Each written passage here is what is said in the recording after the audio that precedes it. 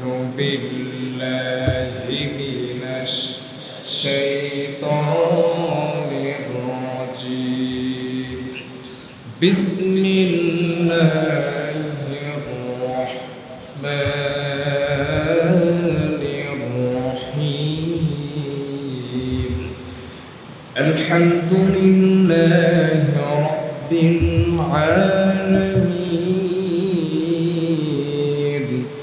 الرحمن الرحيم مالك يوم الدين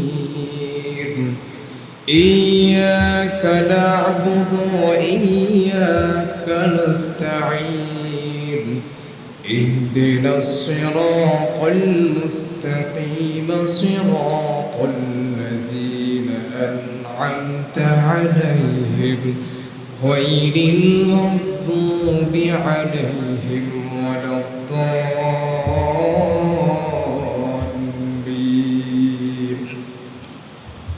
وعن آخر آية رضي الله تعالى عنه أنه قال حدثنا رأيت علي بن عمر رضي الله تعالى عنه قال رسول الله صلى الله عليه وسلم من أحب سنتي فمن أحب سنتي كان معي في الجنة وصدقت يا رب العالمين. وعن آخر آية সম্মানিত মুসল্লিয়ান সম্মানিত মুআজ্জাজ মুকাররামিন, কেমন আছেন আপনারা সবাই?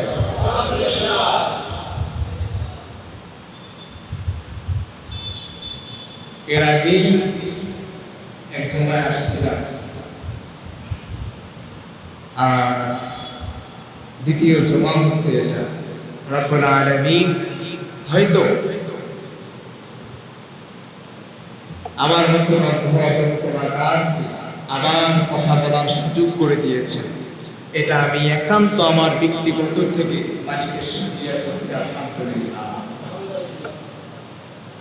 সেই সাথে আপনাদের সবাইকে একত্র নিয়ে আজ রবিউল শেষ জুমায় একসাথে একত্র আকাশ এবং খরিত করে সেই মহান আল্লাহ সুবহানাহু ওয়া তাআলার দরবারে শুকরিয়া আদায় করতে পারি, যিনি আজ গোটা বিশ্বের মাঝ থেকে হাজার হাজার লক্ষ লক্ষ মানুষ, আমি পৃথিবীর মাঝে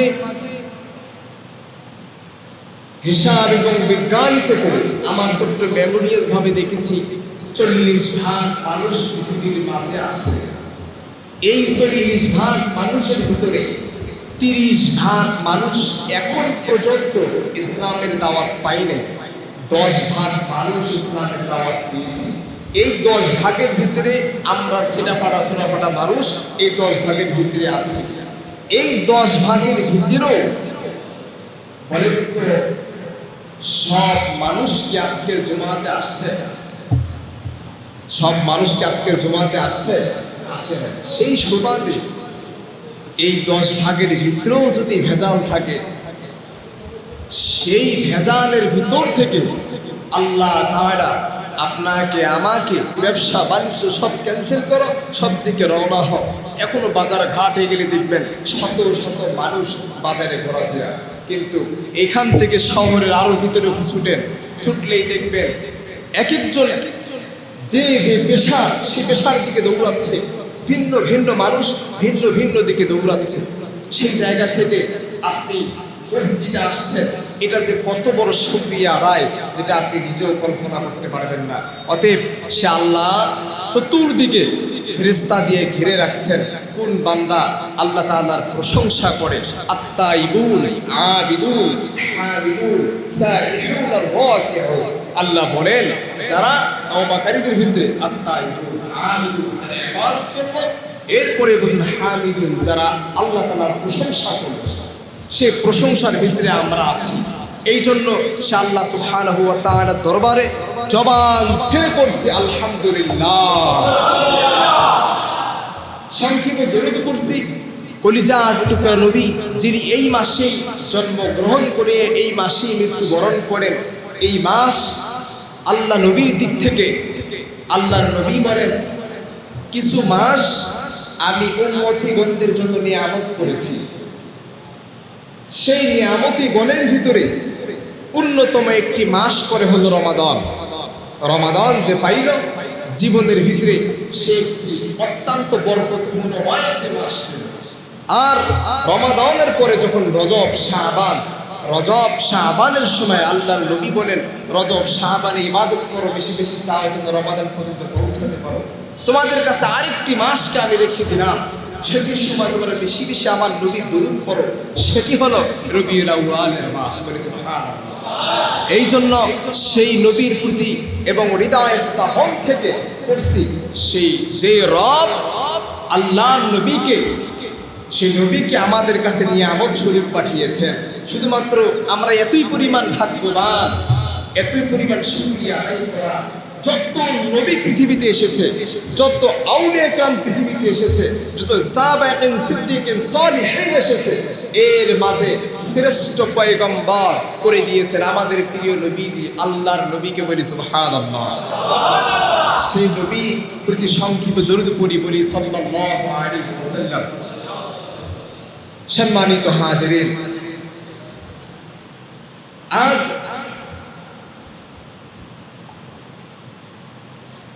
প্রথম যখন ইমাম সাহেব জুমাতে আসে,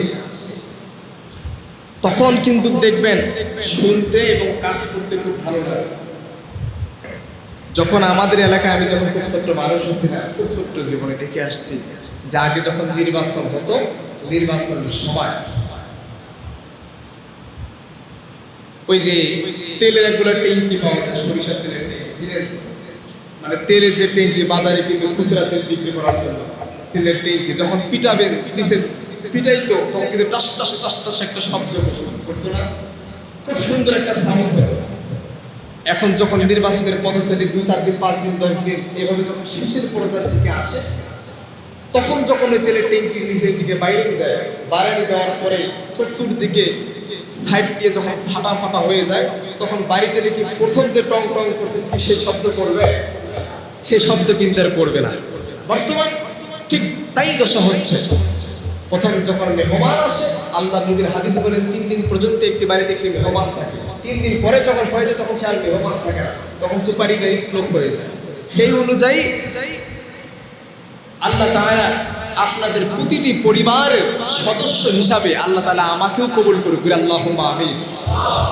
আমি একটি আয়াত আপনাদের কাছে একটি আয়াত থেকে কথা বলব, এরপরে আস্তে আস্তে ব্যতিক্রমী আয়াতে যাব। একটি আয়াত থেকে সংক্ষিপ্ত রূপে চেনার এবং আপনাদের সামনে উপস্থাপন করব। দেখুন, একটি আয়াত থেকে যদি কথা বলতে যাই কতক্ষণ সময় লাগে এবং কিভাবে আল্লাহ তাআলা একটি আয়াতের ভিতরে পুরো কোরআন শরীফের মুআজিজা প্রতিটা আয়াতে লুকায় রাখছে। সুবহানাল্লাহ বলেন।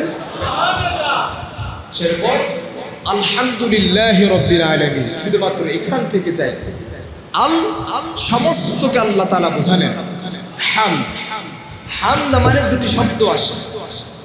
এক হচ্ছে আপনার জীবনে কোনো নেতা আসছে, কোনো নেতার জন্য আপনি প্রশংসা করছেন, অমুক নেতা আসছে এত কিছু করেছেন এই ইউনিয়নের জন্য, উপজেলার জন্য, এর জন্য করেছেন, গোটা রংপুর জেলার জন্য। এটা একটা প্রশংসা, এটা হচ্ছে আপনি তার ব্যক্তিগত প্রশংসা করলেন।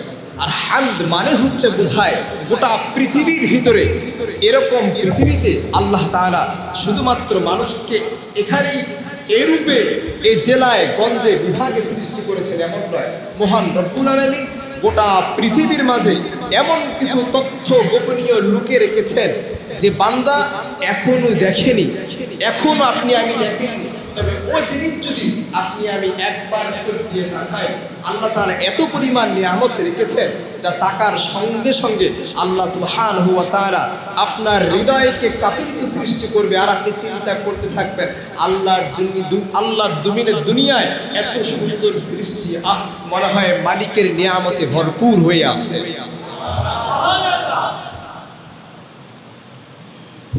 এরপরে আলহামদুলিল্লাহ, আল্লাহর প্রশংসা, এটা হচ্ছে সুন্দরের প্রশংসা।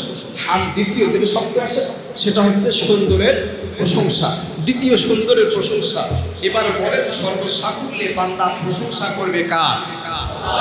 সর্বসাকুল্যে বান্দা প্রশংসা করবে কার? আল্লাহ। আল্লাহ কি বলছেন? রব্বুল আলামিন বলছেন, বান্দা আমি আল্লাহ তাআলা আলহামদুলিল্লাহ তুমি আমার প্রশংসা করলাম। রব্বুল আলামিন, রবের প্রশংসা করবা। রবকে, রব বিষয় যদি আমরা জানি, ছোট্ট কয়েকটি বিষয় রব যদি আমি চিনে যাই, ও মুসলমান, রবকে যদি আপনি আমি একবার পৃথিবীর জমিনে অন্তরে ধারণ করতে পারি, রবকে একবার অন্তরে ধারণ করলে পৃথিবীর আর কিছু প্রয়োজন নাই। রব যদি একবার আপনার হয়ে যায়, পৃথিবী আপনারও হয়ে যাবে।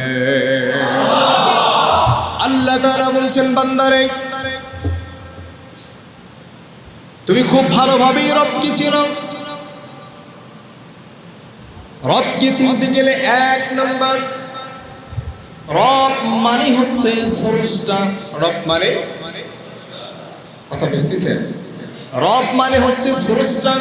দলিল আল্লাহ পাক বলছেন, ইয়া আইয়ুহান নাসু উবুদু রাব্বাকুমুল্লাযী ওয়াল্লাযীনা খালাকাকুম মিন নাফসিন ওয়াহিদাতিন ওয়া খালাকা মিনহা যাওজাহা ওয়া বাসসা মিনহুমা রিজালান কাসীরান ওয়া নিসা। আল্লাহ তাআলা বলছেন, ইয়া আইয়ুহান নাসু উবুদু রাব্বাকুমুল্লাযী খালাকাকুম। আল্লাহ তাআলা বলছেন, গোলাম রে, রাব্বাকুমুল্লাযী খালাকাকুম, তোমরা একমাত্র শুধুমাত্র জেনে রেখো, রব মানে হচ্ছে স্রষ্টা। তিনি আপনাকে আমাকে শুধুমাত্র সৃষ্টি করেন নাই।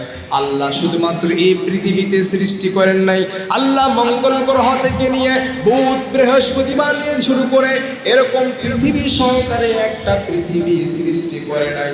আল্লাহ তাআলা এরকম শত শত পৃথিবী সৃষ্টি করেছেন। ও মুসলমান, বিবেক দিয়ে বলেন দেখি, পৃথিবী একটা না অনেকগুলো? পৃথিবী একটা না অনেকগুলো? পৃথিবী হচ্ছে অনেকগুলো। এরপরে আপনি যদি ধারণা করেন যে না পৃথিবী একটা, এটা ভুল ধারণা। আপনি বিজ্ঞানী তথ্যামূলকভাবে একটু চিন্তা করে দেখেন, বিজ্ঞানীভাবে আপনার মাথার মেমোরিয়াল ভাবে চিন্তা করে দেখেন মুসলমান, আল্লাহ তাআলা একটা পৃথিবী সৃষ্টি করে নাই, একটা নবী সৃষ্টি করে নাই। আল্লাহ তাআলা এই পৃথিবীতে যেমন ফেরেশতা আকারে কয়েক হাজার লক্ষ লক্ষ ফেরেশতা দিয়ে দিয়েছেন। আল্লাহ বলেন, আমি এর পৃথিবীর মাঝ থেকে নিয়ে এখান থেকে যত পৃথিবী আমি আল্লাহ সৃষ্টি করেছি, সব জায়গায় এমন ফেরেশতা নিযুক্ত করে দিয়েছি। সব জায়গাতে আমি আল্লাহ এমন ভাবে সব জায়গায় ফেরেশতা দিয়েছি। এই ফেরেশতাগুলো যেমন এখানে আজকে আমি বসে আছি, হাদিসের ধারাভাষ্য অনুযায়ী চতুর্দিকে মসজিদের ফেরেশতারা আজ পুরা মসজিদ ঘিরে রেখেছে। সুবহানাল্লাহ বলেন। পুরা মসজিদ ঘিরে রেখেছে। আল্লাহ তাআলা বলছেন, এরকম ভাবে শত শত হাজার হাজার লক্ষ লক্ষ ফেরেশতা প্রতিটি পৃথিবীর মাঝে আমি আল্লাহ তাআলা সম্পূর্ণ জায়গার ভিতরে নিয়োজিত করে দিয়েছি। পৃথিবীর প্রতিটা জায়গায় আল্লাহ তাআলা সব জায়গায় সেটেল করে দিয়েছেন। আল্লাহ তাআলা এটাই বলে যাচ্ছেন, আল্লাহর নবী বলছেন যে হ্যাঁ এটাই রব। শুধুমাত্র আপনাকে আমাকে সৃষ্টি করে আল্লাহ তাআলা ওনার মতো করেন নাই। আল্লাহ তাআলা মানুষকে এরকম ভাবে হাজার হাজার লক্ষ লক্ষ কোটি কোটি মানুষ সৃষ্টি করেছেন। আপনার আমার পরিবারের ভিতরে ছেলে সন্তানটি যদি 5টা সন্তান যদি আপনার থাকে, 5টা সন্তান কিন্তু এক রকম হয় না, 5টা কিন্তু 5 রকমের হয়। কথা বলেন, 5টা কিন্তু 5 রকমের হয়। একটা বাবা কিন্তু একটা সন্তানকে একটা বুঝ দেয়, আরেকটা সন্তানকে আরেকটা বুঝ দেয়। সব রকম সন্তানকে কিন্তু সব রকম বুঝ দেয়, দেয় কিনা দেয়? সব রকম সন্তানকে সব রকম বুঝ দেয়। একটা বাবার 5টা সন্তানকে চালাতে যে পরিমাণ হিমশিম কষ্ট হয়ে যায়, অথচ আল্লাহ তাআলা পৃথিবীতে আপনার আমার মতো এরকম হাজার হাজার লক্ষ লক্ষ কোটি বান্দাকে, প্রতি সন্তানকে আল্লাহ তাআলা আল্লাহর জমিনে আল্লাহ তাআলা তৈরি করে দিয়েছেন। আল্লাহ বলেন, আমার কোনো কষ্ট হয় না। এর নামই হলো রব। এর নাম কি? এর নাম হলো রব। এরপরে রবের দ্বিতীয় সেন্টেন্সের যদি কথা বলি, রবের দ্বিতীয় সেন্টেন্স হলো রব মানে হলো রিজিক দাতা। রব মানে কি? রিজিক দাতা। দলিল আল্লাহ পাক রব্বুল আলামিন বলছেন ওয়ামা মিন দাব্বাতিন ইল্লা আলাল্লাহি রিজকুহা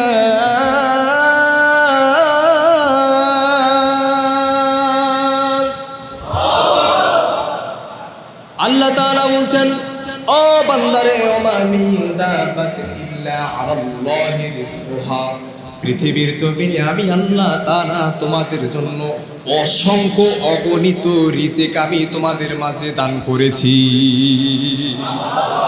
সকালবেলা ঘুম থেকে উঠে দেখবেন যেই মুরগির বাচ্চাটা, যেই মা তার মুরগির বাচ্চাগুলোকে নিয়ে সকালবেলা বাড়ি থেকে বের হয়ে যায়, সারাদিন পর্যন্ত ওই মুরগির বাচ্চা বাড়িতে ফিরে আসে না।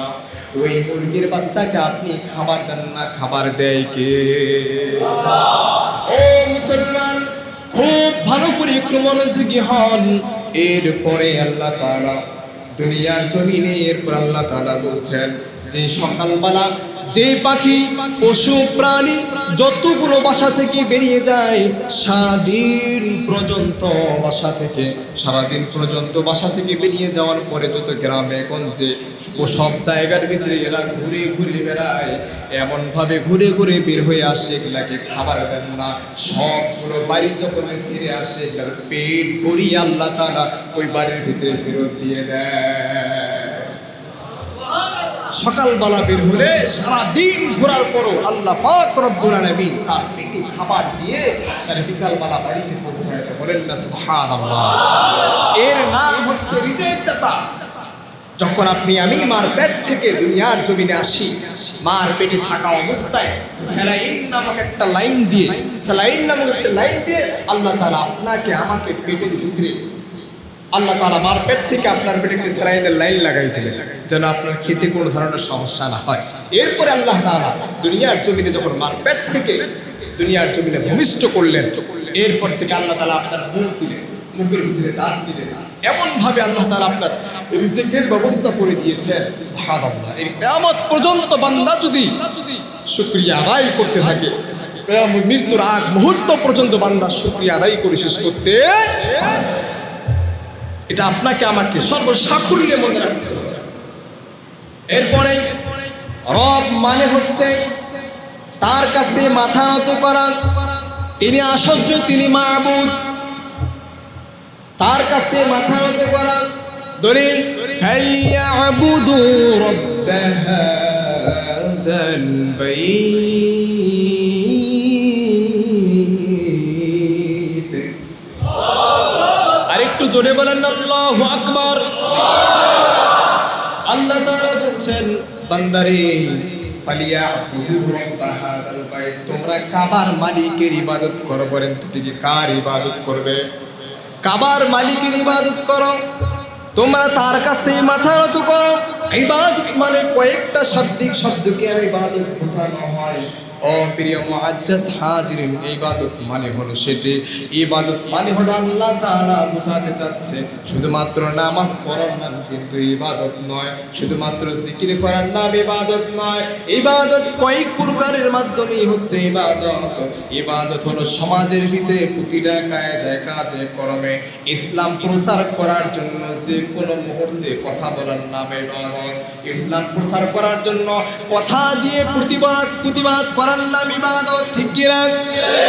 আল্লাহ তাআলা বলছেন বান্দারে তুমি এমন ভাবে ইবাদত করো, নামাজ জিকির রোজগারের পাশাপাশি এমন কিছু ইবাদতের মাধ্যমে ঘাট রেখে দাও, কিয়ামতের কঠিন মুসিবতের দিনে যেন আমি আল্লাহ তোমার ওই ওসিলার মাধ্যমে তোমারে আমি জান্নাত দিতে পারি। একটা ওসিলা রাখছি, ছোট্ট একটা হাদিস থেকে রেফারেন্স দিব, যদি অনুমতি দেন তাহলে দিন। বোঝানোর ক্ষেত্রে বলছি,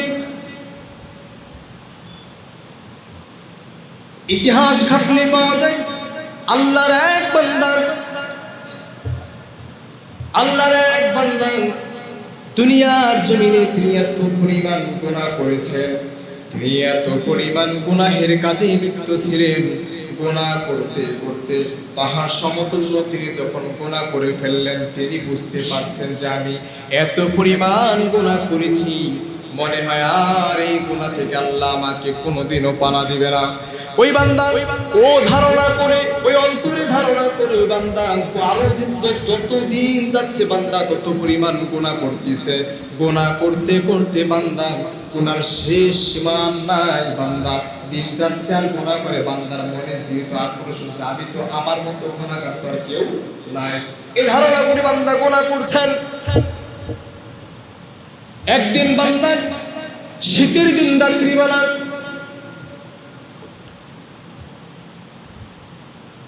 সম্পূর্ণ নেশাদ্রব্য খাবার খেয়ে ও বান্দা যখন বাড়ির দিকে ফিরে আসলো, বাড়ির দিকে ফিরে আসার পরে ও বান্দা বাড়ির দিকে ফিরে আসার পরে আল্লাহ তাআলা ওই বান্দার দিকে খুব ভালো করে খেয়াল করছেন।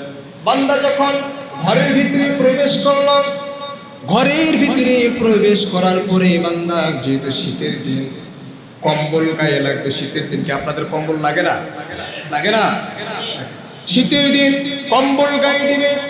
কম্বল গায়ে দেওয়ার আগে হুট করে তার বাম দিকে খেয়াল করে দেখেন, শীতের দিনে যেহেতু ছোট্ট একটা বিড়ালের ছানা, ছোট্ট একটা বিড়ালের ছানা ঘরের কোনায় ব্যাও ব্যাও করছে, ঠান্ডায় কাতর হয়ে চিৎকার পারছে। এই সময় যখন ওই বান্দা খেয়াল করল, ওই গুনাহগার বান্দা যেই সময় ফেরেশতা পর্যন্ত খবর হয়ে গেছে যে বান্দা গুনাহগার, মরার সঙ্গে সঙ্গে বান্দারে জাহান্নাম দিয়ে দিবে, ওই বান্দা সময় সময় ডান হাতের মুঠোয় করে ওই বিড়ালের ছানাটাকে নিয়ে আসলেন। বিড়ালের ছানাটারে নিয়ে এসে যে কম্বলের ভিতরে তিনি শুয়েছিলেন, ওই কম্বলের ভিতরে ছোট্ট একটা জায়গা করলেন। ছোট্ট একটা জায়গা করে বান্দা এবার ওই বিড়ালের বাচ্চাটারে ওই কম্বলের নিচে জায়গা দিয়ে দিলেন। জায়গা দেওয়ার পরে সকালবেলা হয়ে গেল, সারাদিন আরামে বিড়ালের বাচ্চা ঘুমায় গেল। সকালবেলা হওয়ার পরে বিড়ালের বাচ্চাকে ওই কম্বলের নিচ থেকে বাহির করে দিলেন যে যা। বাহির করে দেওয়ার পরে বিড়ালের বাচ্চা সকালবেলা চলে গেল। আল্লাহর বান্দা কিছুদিন যেতে না যেতে আল্লাহর বান্দা দুনিয়া থেকে বিদায় হয়ে গেল, দুনিয়া থেকে চলে গেলেন, মারা গেলেন। মারা যাওয়ার পরে চতুর্দিক থেকে ফেরেশতারা এমন ভাবে দুনিয়া থেকে জান্নাত পর্যন্ত এমন ফুলের সুবাসিত করেছেন।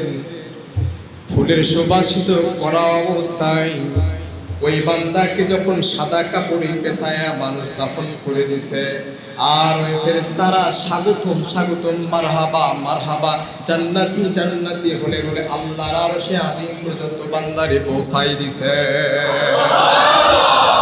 ফেরেশতারা প্রশ্ন করছে যে আল্লাহ, আপনি আদেশ দিলেন এই বান্দাকে আপনার কাছে জান্নাত পর্যন্ত পৌঁছায় দেওয়ার কারণে, কিন্তু কারণটা কি যে বান্দা এত পরিমাণ গুনাহ করলো, যে বান্দা এত পরিমাণ গুনাহ করলো তারে আপনি কেমনে এত বড় সাধুবাদ জানালেন?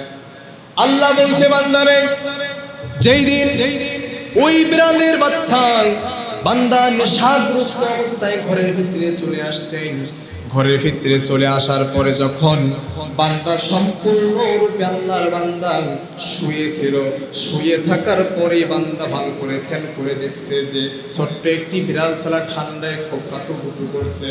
বান্দা যখন আমার ওই প্রাণীকে ওই লেপ্ত শোককে সরাইয়া দিয়ে বান্দা যখন একটু সামনে আগায়, আমি আল্লাহর খুশির কারণে ওই বিড়াল ছানাটাকে ওই তোষকের নিচে জায়গা দিল, লেপের নিচে জায়গা দিল, তখন আমি আল্লাহ খুশি হয়ে তার জীবনের সব গুনাহগুলো মাফ করে দিয়েছি।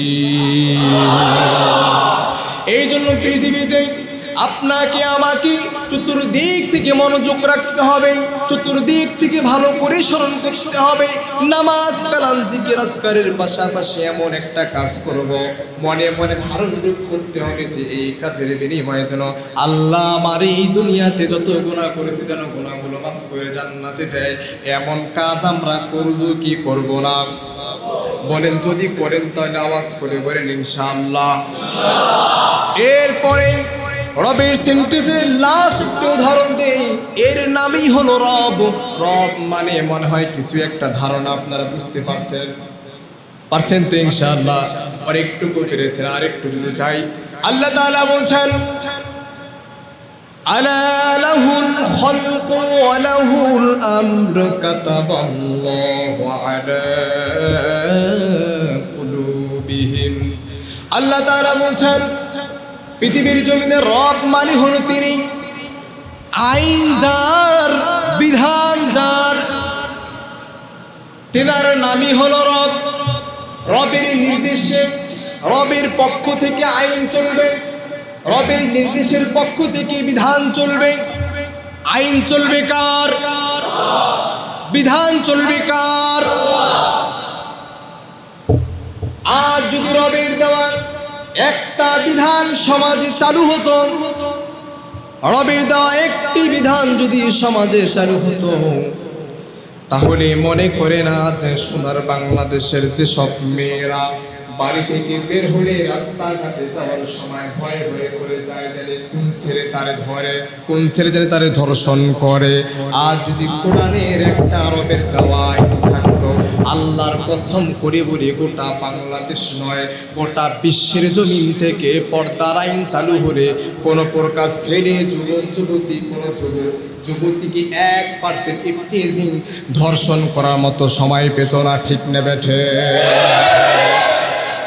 কোরআনের আইন যদি আজ সমাজে বাস্তবায়িত থাকতো, বলেন কোন মেহমান আসছে, আল্লাহ দেন, ডাক দেন, বসায় দেন। কথা কি বলবো? যদি বলেন তাহলে কিন্তু আমার কথাতে মনোযোগী হতে হবে। আমার কথা যদি আপনারা মনোযোগ, কোনো প্রকার কথা চলবে, মেহমান আসবে, মেহমান বসবে, কিন্তু আপনারা আমার সাথে কথা বলতে হবে। মনে রেখেন কিন্তু আমি এখানে কথা বলিনি, এখানে কথা বলে কোরআন। অতএব আপনি যদি কথা বলেন তাহলে কিন্তু কোরআনের সাথে বেয়াদবি হয়ে যাবে। অতএব কোরআনের সাথে বেয়াদবি করতে রাজি আছেন? কোনোভাবেই কোরআনের সাথে আমরা বেয়াদবি করতে রাজি নাই। মেহমান আসার পর যখন সম্মানিত ভাইরা, এই জন্য আমি যেটা বলতেছিলাম,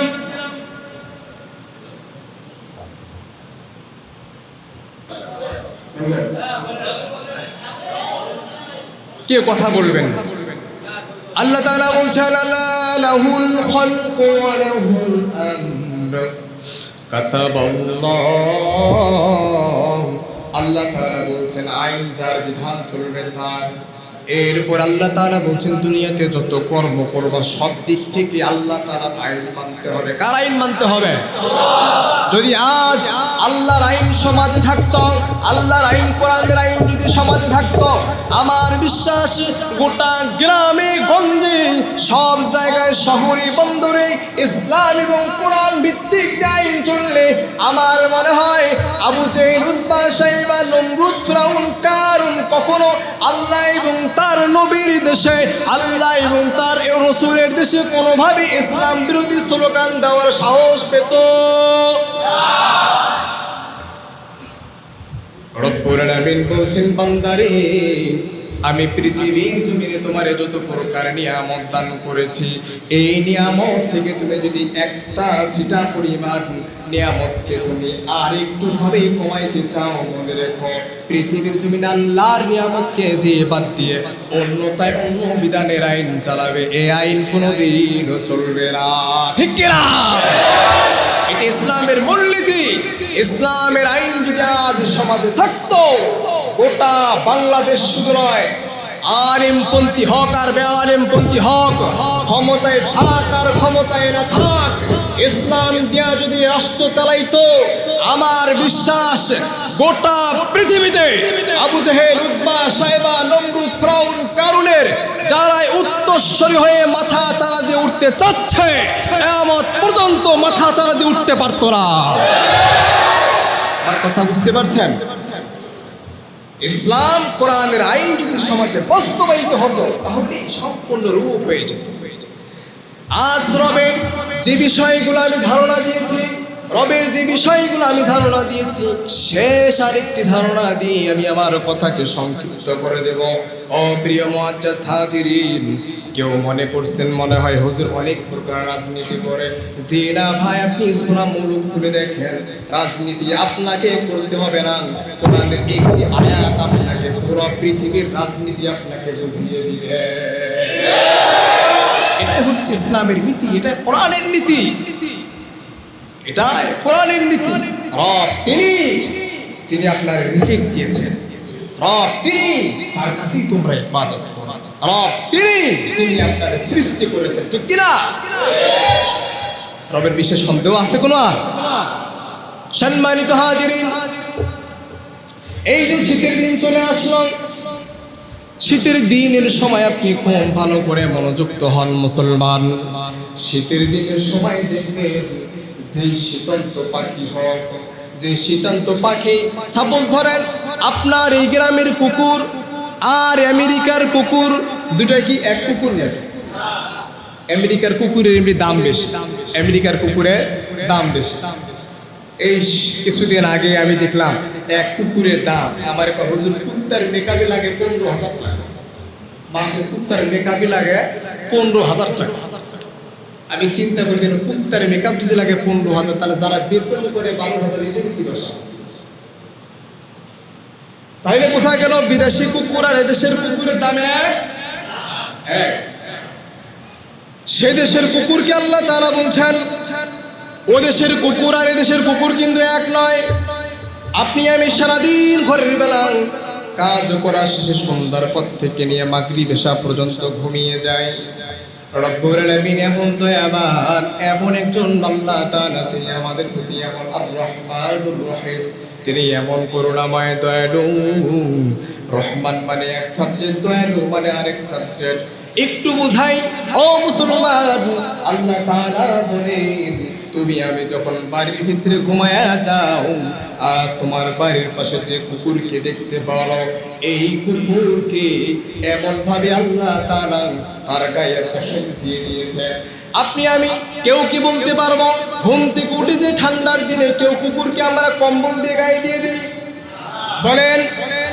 তাহলে এই কুকুর প্রাণী সহ এসব যাদেরকে আমরা কম্বল গায়ে দিতে পারি না, আমরা যেমন লেপ্ত সুখের ব্যবস্থা করতে পারি, আল্লাহ তাআলা বলছেন বান্দারে আমি তেমন তোমার যেমন ব্যবস্থা করে দিয়েছি দুনিয়ার মাঝে তোমার ঠান্ডা যেন না লাগে, আমি আল্লাহ ওই কুকুরকে এমন ভাবে ব্যবস্থা করে দিয়েছি, কুকুরকে এমন ভাবে ব্যবস্থা করে দিয়েছি তার গায়ের যে পশম আছে ওই পশম দিয়ে এমন কম্বল বানাই দিয়েছি, এখান থেকে বাংলাদেশ আমেরিকা যত প্রকার বিশ্ব আছে গোটা বিশ্বের সব কুকুরকে আমি আল্লাহ তার গায়ের পশম দিয়া কম্বল বানাই দিয়েছি, তার টেনশন করতে হবে না।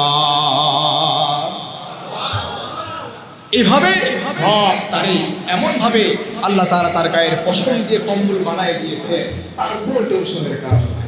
এই জন্য সেই রবের দিকে ফিরে আসতে গেলে, সেই রবের ডাকে সাড়া দিতে গেলে অন্তরে কোনো প্রকার কষ্ট না নিয়ে, অন্তরে কোনো প্রকার কৃপণে না নিয়ে সব সময় মনে রাখতে হবে রবের জন্য যে কোনো মুহূর্তে যে কোনো জায়গায় আপনারে ডাক দেওয়া মানে আপনাকে বসে থাকা নয়, রবের জন্য যে কোনো জায়গায় যে কোনো মুহূর্তে আপনাকে আমাকে ডাক দিতে গেলে সর্বমুহূর্ত তৈরি থাকা, ঠিক না বেঠে? শেষ কথা, যদি সময় ঘনিষ্ঠ হয়ে আসছে, মেহমান আসছেন আমাদের রংপুর বিহারের বর্তমান, আমি সামনের প্রশংসা খুব কম করি, আল্লাহ রাসূলের এটি নিষিদ্ধ।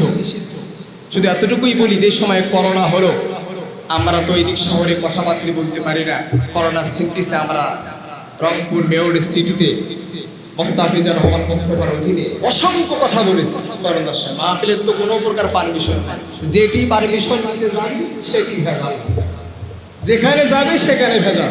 করোনার সময় যে সেন্টার চলে গেছে, আমার ওই একটি তার কথা মনে আছে, আমি সেই সময় অন্তরে রেখেছি, ওই একটা বিষয় আমার খুব ভালো লেগেছে। আরেকটি বিষয়, আমি যখন কোরআনের শেষ পয়েন্টে কথা বলতেছিলাম, দুই একজনকে দেখলাম যে আমার আপনার ভাবছেন যে মেয়র সাহেব আসছে আর হুজুর হুঙ্কারে কথা বলছে। দেখুন, আমি এক মাহফিলের বক্তা ছিলাম, সেখানকার প্রধান অতিথি মোস্তাফিজুর রহমান মোস্তফা। কোথায় এটা? এটা হচ্ছে বীরভদ্র বালাটারি। তখন আসছিল ভারতের এক নায়ক আছে, কি যেন নাম, ফাটা কৃষ্ণর ভাই আসছিল সেখানে। সেখানে প্রধান বক্তা তিনি ছিলেন। তিনি ওই জায়গায় বলে গেছেন যে আমার জীবনে আমি দুটি মানুষ পেয়েছি, গোটা দিক থেকে খুঁজে একটি পেয়েছিলাম সম্ভবত খুলনা না বরিশাল, আরেকটি পেয়েছিল মুস্তাফিজুর রহমান মুস্তফা। ওই সময় ডাঁট কণ্ঠে হুজুরকে বলেছিলেন, ওই সময় ওই হুজুরকে বলেছিলেন, হুজুর আপনি কোরআনের ব্যাখ্যা, তখন তো রানিং পর্যায়ে, যখন হচ্ছে স্বৈরাচারের আমল সরাসরি চলে, তখন রানিং পর্যায়ে, যেই সময় ওখান থেকেই প্রায় শত শত আলিম গ্রেফতার হয়ে যায়, ওই সময়ের ভিতরে বলছেন হুজুর সরাসরি কোরআন থেকে কথা বলেন, কোনো টেনশন নাই, কোরআন থেকে কথা বলবেন, কোনো সমস্যা নাই। এতটুকু কথা আমার মনে হয় দেশ স্বাধীনের পর থেকে যত মেয়র আসছে, এতটুকু কথা সরাসরি মঞ্চে এতটুকু কথা কেউ বলে নাই। আমার কথা কিছু নয়, আমার কথা দুটি, একমাত্র যাদের এই জাতির যারা রাহাবারের দায়িত্ব প্রাপ্ত, জাতির যারা রাহাবারের অন্যতম দায়িত্ব প্রাপ্ত, একটি কাঠাম চালু করা, সেটি হচ্ছে যেন আলেম ওলামা জাতি, মুসলিম জাতি যারা আল্লাহকে ভালোবাসে, তারা যেন কোরআনের সঠিক কাজ করতে পারে, এই ব্যবস্থায় সর্বোচ্চ নিযুক্ত থাকা। বলেন ঠিক না বাঠে? এই কাজে সর্বোচ্চ নিযুক্ত থাকা। দ্বিতীয় কাজ হলো এই সমাজ, আল্লাহর ঘর মসজিদকে যেন সর্বসাকুল্যে মানুষ তৃপ্তি সহ নামাজ আদায় করতে পারে এমন ব্যবস্থা করা। নামাজের পরে সংক্ষিপ্ত কথাবার্তা, আজ যে বিষয়গুলো নিয়ে কথা বলেছি, মহান রব্বুল আলামিন এই কথাগুলোকে আপনাকে আমাকে বাস্তব জিন্দিগিতে আমল করে চলার মতো তৌফিক দান করুক। আওয়াজ করে বলেন।